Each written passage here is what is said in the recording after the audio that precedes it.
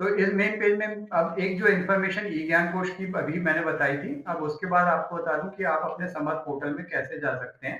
तो यहाँ पे अगर आप ओडीएल वाले हैं तो अभी जुलाई 25 वाले विद्यार्थी इसी में चले जाएं, अप्लाई फॉर ओडीएल प्रोग्राम, उसी में जाके जो पेज खुल रहा है यहाँ पे अपनी लॉगिन आईडी पासवर्ड वगैरह जाके चले जाएं, या फिर ऑनलाइन वाले हैं तो वो ऑनलाइन के थ्रू चले जाएं, ठीक है।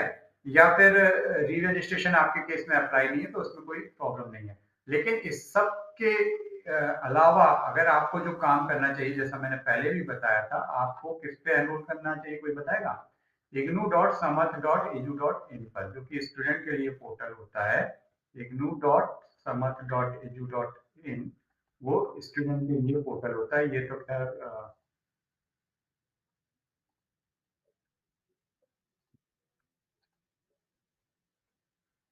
ये देखिए, ये ignu.samarth.edu.in है।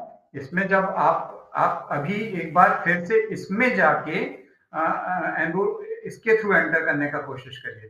तो इसमें आप अभी एंटर नहीं कर पाएंगे क्योंकि आपको एनरोलमेंट नंबर मांगेगा। तो इसमें आपको क्या करना है, न्यू रजिस्ट्रेशन में जाके काम करना है। तो न्यू रजिस्ट्रेशन का जब आप क्लिक करेंगे, न्यू रजिस्ट्रेशन के अंदर जाके आपसे वही आपका प्रोग्राम पूछेगा, जैसे पीजी के केस में पीजी पीजीआई कर देते हैं, ठीक है। इनका नेम एज वो तो प्रीति ऑन कर देते हैं,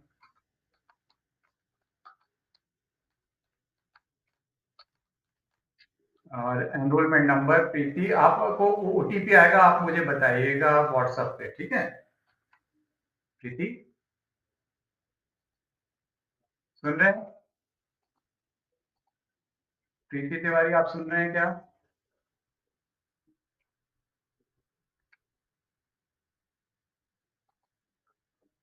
प्रीति तिवारी, आपको आवाज आ रही है? चलिए ठीक है, तो कोई और होता तो वो भी ऐसे ही करेगा, ठीक है। अब मैं इनके केस में बता दूं, मैं हम लोग जो एडमिन एंड है, एडमिन एंड में समर्थ में मैंने इनका ओपन कर लिया। हालांकि वो ऐसा नहीं दिखेगा, ये इससे रिलेटेड इनकी इन्फॉर्मेशन है। आपका पर्सनल समर्थ में भी ऐसी ही इन्फॉर्मेशन दिखी जाएगी। तो आपको यहाँ पे भी इसी टाइप का एक साइड में पैनल रहेगा, जिससे कि आप अपनी उसको डाउनलोड कर सकते हैं, आई कार्ड को डाउनलोड कर सकते हैं, या फिर स्टूडेंट रिलेटेड एक्टिविटीज कुछ कर सकते हैं, या फिर कोई डिटेल अपडेट करना चाहें। मतलब ये अलग टाइप की एक्टिविटीज है। आपके पोर्टल, आपका समर पोर्टल भी लगभग ऐसा कुछ खुलेगा, और उसमें वहां पे आपको एग्जाम फॉर्म भरने का भी ऑप्शन दिखेगा, या फिर और अदर एक्टिविटी का आपको ऑप्शन दिखेगा। तो मैं इससे ज्यादा यहाँ पे आपको समर की जानकारी नहीं दूंगा, लेकिन बस मैंने अभी जो जानकारी दी कि आपको समर के न्यू पेज में जाके कैसे रजिस्ट्रेशन करना है। जब आप न्यू पेज में चले जाके एक बार रजिस्ट्रेशन कर लेंगे, तो वापस इसी टाइप का पेज आपको samad.edu.in खोलना है, ignu.samad.edu.in। उस पर फिर direct enrolment number and password and ये कैप्चा डाल के आप एंटर कर जाएंगे। फिर वैसा जैसा मैंने पैनल दिखाया था, डैशबोर्ड दिखाया था साइड में, उस डैशबोर्ड में आपके लिए अपनी एक्टिविटी करने का खुल जाएगा, ठीक है। आपको ऑप्शन मिलेगा। तो ये samad.edu.in से रिलेटेड इंफॉर्मेशन है। अब मैं आता हूँ उस पोर्शन पे जो कि एग्जाम कहलाता है। तो वो एग्जाम फॉर्म भरने का अभी यूनिवर्सिटी ने ऑप्शन खत्म, डायरेक्ट खत्म कर दिया। अब जो भी होता है वो या तो मतलब आपको पोर्टल के थ्रू ही करना पड़ेगा। तो मैंने यहाँ पे एक लिंक टाइप की है, exam.ignu.ac.in, ठीक है। तो इसमें मैसेज क्या आ गया कि आप समर्थ के थ्रू जाकर भरिए, ठीक है। पहले यहाँ पे दूसरा मैसेज आया करता रहा कि मतलब हम लोग जाके देख सकते रहे के एग्जाम की प्रोसेस क्या हो रही है, वो देखी जा सकती है। तो एग्जाम फॉर्म भरने का आपको ये ध्यान रखना चाहिए कि उसमें बहुत लंबा पेज जो रहता है, वो पेज रहता है, वो बहुत लंबा रहता है। उसमें अगर मैं यहाँ पे देखता हूँ कि अगर गूगल में हमको कुछ इग्नू एग्जाम भी देखने को मिल जाता है, तो अ, इस पे हम काम कर पाए, ठीक है। तो इग्नू एग्जाम यहाँ तो अभी समर्थ में दिखा रहा है।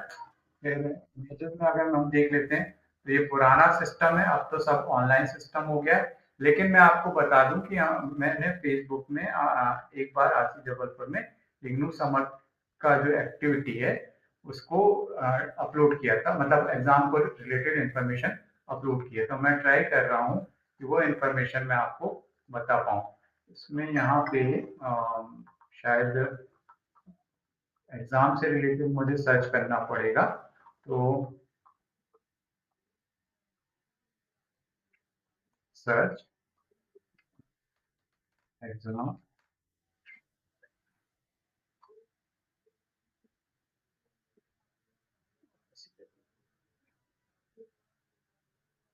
ये देखिए जैसे 2025 का एक नोटिफिकेशन यहाँ पे हमने अपलोड कर दिया गया था, या प्रैक्टिकल एग्जाम की जानकारी की थी।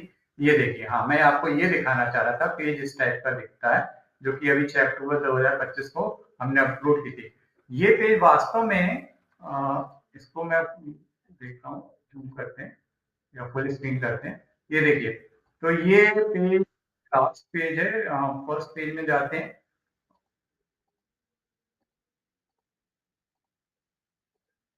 ये फर्स्ट पेज है। तो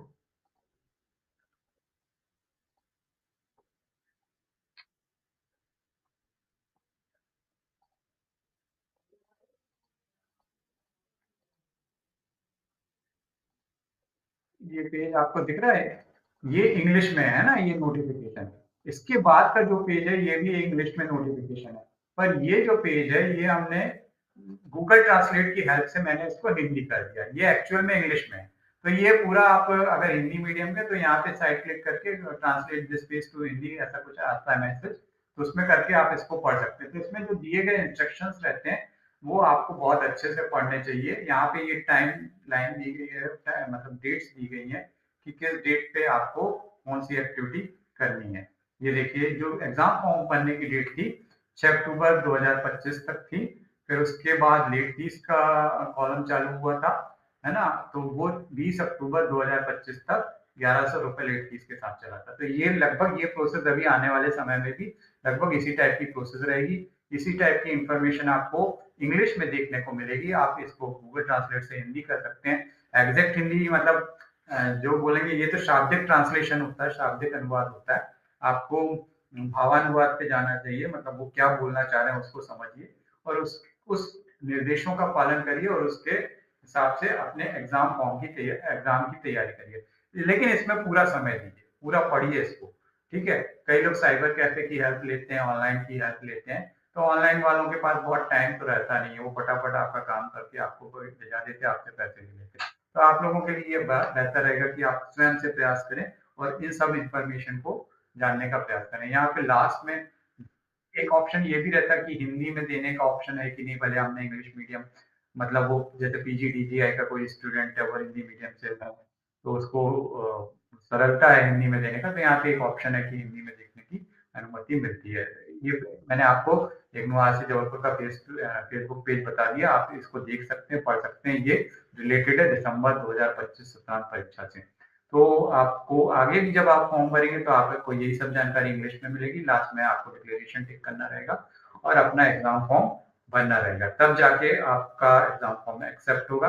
फिर आपका जो हॉल टिकट निकलती है वो भी 3 पेज की निकलती है, 3 या 4 पेज की निकलती है। आपकी फोटो रहती है उसमें, टाइम्स रहते हैं, मतलब शेड्यूल रहता है जिसको आप टाइम टेबल कहते हैं, परीक्षा का टाइम टेबल वो रहता है।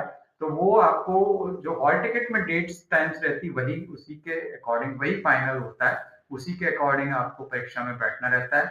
और जो परीक्षा के ड्यूरेशन रहता है, क्वेश्चन पेपर का समय जो रहता है वो रहता है 1.5 घंटे, 2 घंटे या 3 घंटे। तो वो आपके क्वेश्चन पेपर पे लिखा रहता है, वो आपके हॉल टिकट पे नहीं लिखा रहता, आपके परीक्षा प्रवेश पत्र पे नहीं लिखा रहता है। तो आपको इस बात का विशेष ध्यान रखना है कि जो प्रश्न पत्र पे, जैसे मैंने आपको पहले की कुछ जो सेशन थे उसमें बता भी दिया कि आपका क्वेश्चन पेपर कहाँ से डाउनलोड कर सकते हैं। तो बेसिक आइडिया लेने के लिए आप क्वेश्चन पेपर देख सकते हैं कि कितना लंबा रहेगा, कितने ड्यूरेशन का रहेगा, कितने अंक का रहेगा, किस टाइप के क्वेश्चन रहेंगे। वो सब करने के लिए आपको विशेष सावधानी रखनी पड़ेगी।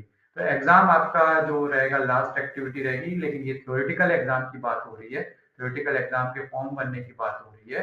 बाकी आप जो प्रैक्टिकल एग्जाम या प्रोजेक्ट जो कि आपको खुद करने रहते हैं, उसके लिए अपने स्टडी सेंटर, रीजनल सेंटर के संपर्क में रहना रहेगा। मुख्य बात यह है कि आपको अपनी बुक पढ़ के ही सारे एग्जाम देने, चाहे वो थ्योरी एग्जाम हो, चाहे वो असाइनमेंट हो, चाहे वो प्रैक्टिकल एक्टिविटी हो, चाहे वो प्रोजेक्ट एक्टिविटी हो, चाहे इंटर्नशिप या फील्ड वर्क हो, सब की बुक अवेलेबल है। बहुत मतलब दुर्लभ ऐसा प्रकरण होगा, रेयर केस होगा कि जिसकी बुक आई भी नहीं है और ज्ञान कोश पे, ई ज्ञान कोश पे भी नहीं है।